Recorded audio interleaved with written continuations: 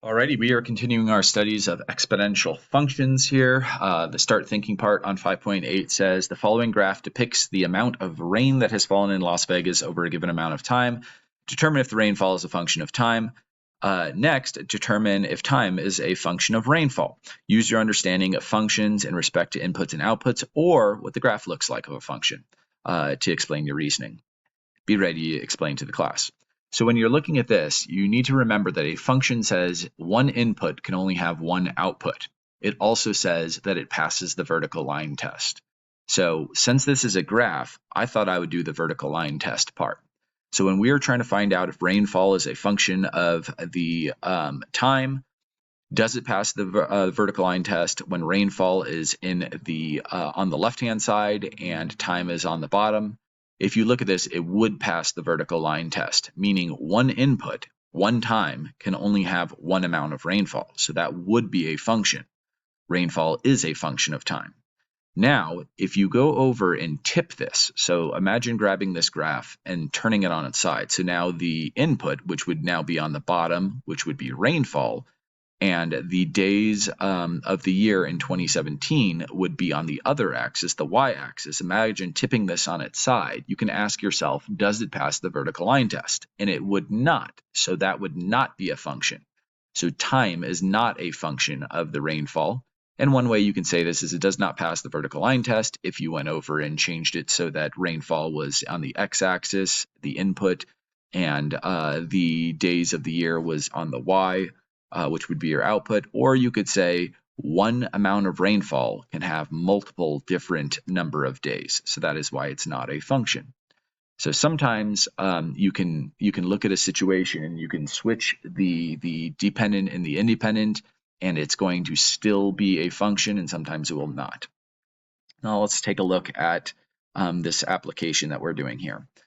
There are standards that we try to cover when we're going through this curriculum, and one of the standards is you're going to be able to get a situation and you're going to be able to model it as a table, equation, and as a graph, and that is what we're doing in this section. So on this one, it says Claire noticed mold on a slice of bread in a plastic bag. The area covered by the mold was about 1 square millimeter. She left the bread alone to see how the mold would grow. The next day, the area covered by the mold had doubled, and it doubled again the next day. So it says, if the doubling pattern continues, how many square millimeters will there be after 4 days? So I went over without making my equation. I just wrote starts at 1. After 1 day, it's at 2. Doubles again, it's at 4. Then it doubles again, it's at 8. And then it doubles again, it's at 16. So we know it gets to 16 square millimeters. Now, once again, the standard that we're trying to cover here is that you guys can model situations as a table, equation, and a graph. So on here, it's kind of your choice whether you want to go table first or equation first. Usually you do one of those and then you go to the graph. I jumped straight to the equation. I know the area is equal to the original, which is 1 times its doubling, so times 2 to the number of days. So that would be my equation. Then I decided to put that in my graphing calculator and say second table, and it was able to make me a table. You could also just substitute in 0, 1, 2, 3, 4, and 5 and see what the areas that pop out. Or you could just take the number and keep doubling it. You could do that in your head, and you get 1, 2, 4, 8, 16, and 32. Next, I decided to model this thing as a graph. I knew that the highest we were going to get over this interval was 32, so I said I'd go all the way up to 32, and then I decided it was appropriate to go by 4s.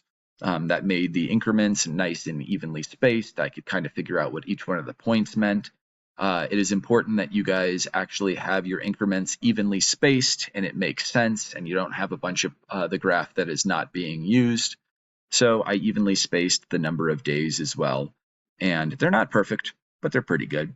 And I plotted those points that I had in my table, and you can see that nice curve, which shows you the exponential growth aspect of this situation. The next part says, discuss with your partner. Try to figure out if this is a function. Is area a function of days? And then is days a function of area? Now, one easy way of doing this, since we have a graph, is just see if it passes the vertical line test as is, and then ask yourself if you went over and rotated this paper so that the area was down on the bottom where the independent goes and the days was on the dependent, would it still pass the vertical line test? And since it would, then it is going to be a function either way. Area is a function of the number of days, and the days are a function of the area. The other way you could talk about this is one number of days is only going to have one area, and one area is only going to have one number of days. So that is why it is a function either way. Now the next application that we're looking at here says an iPhone depreciates, meaning goes down in value by 20% per year exponentially. Kendra purchased it in 2023. It's now 2025, and the phone is currently worth $640. Kendra plans to trade in her phone after 5 years of ownership, and will get that value of the phone at that time.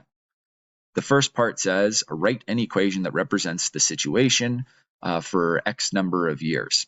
So we know that it is y equals my original amount. So we're talking about in 2025, that's 640.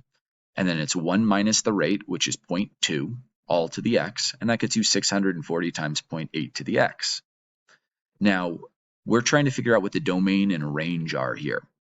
If 0 is talked about as 2025, and she bought it in 2023, then you have to think of 2023 as -2.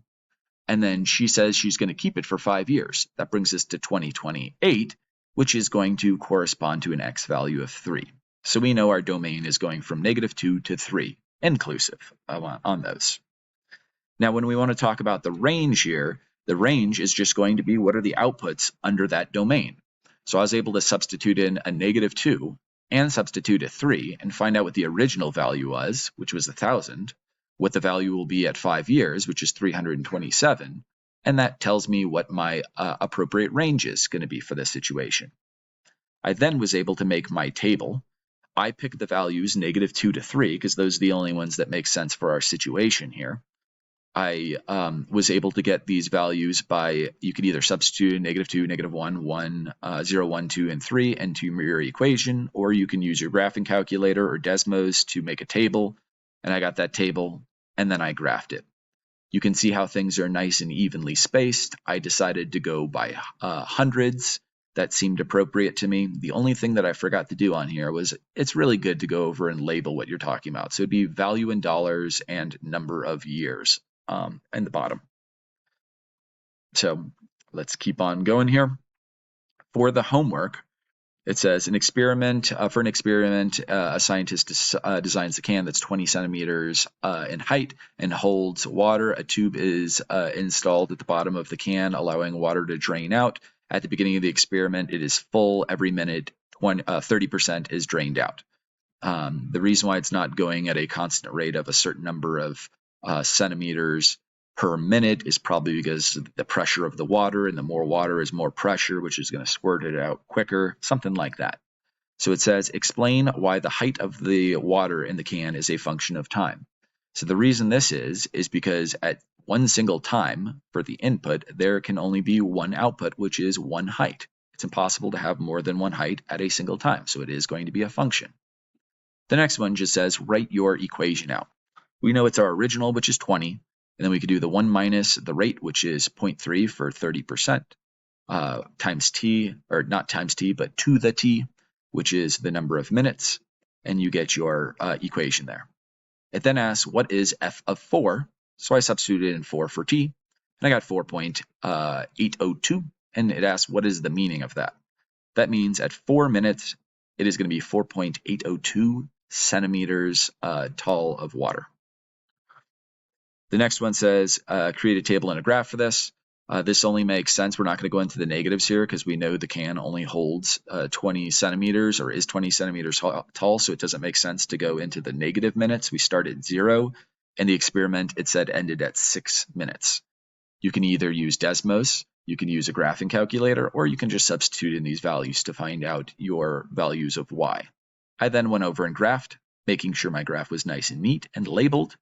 And you can see that nice exponential decay curve. Next, number 2 is answer the following to demonstrate your understanding of functions. So it says, if you're thinking about a clock and the position of the hands, it says, is the position in minutes on the hands a function of the time? That's basically saying for one time, how many different positions could you have? And there is only one possible position, so it is going to be a function because one time only has one position. And then we flip it and we ask, is it a function the other way? Well, no, because one position on a clock can have actually two different times. For example, a certain position could be 1 p.m. or 1 a.m. And in that case, since one position can have two different times, it is not a function that way. So time is not going to be a function of the position of the clock. Okay.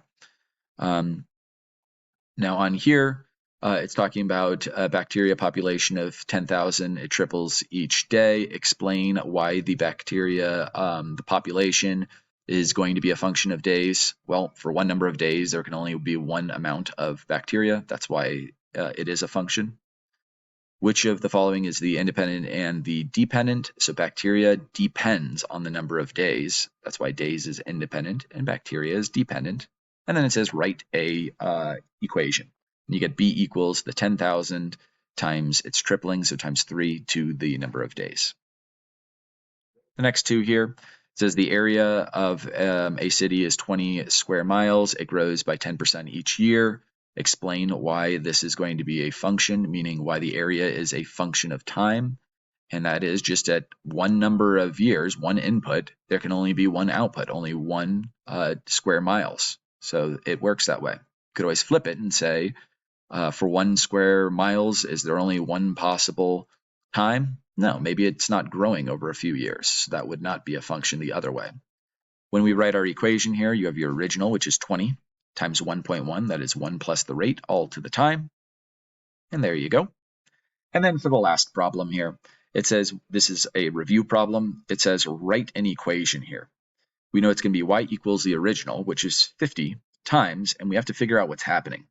It looks like it is doubling each time, so I can say times 2 to the x. It then asks, what is the value going to be at -1? You can either substitute it in or know that it is halving going in the opposite direction since it's doubling going to the right. So it's going to be 25. And then it says, what is it going to be at -2? When you divide 25 by 2, you get 12.5. So it's going to be -1, 25, -2, 12.5. So the main concept for this lesson is just asking if something is a function. So you can ask, does one input have only one output? And then the other part was making sure that you guys could represent a situation as a table, an equation, and a graph. Hopefully that made sense. Thanks for watching.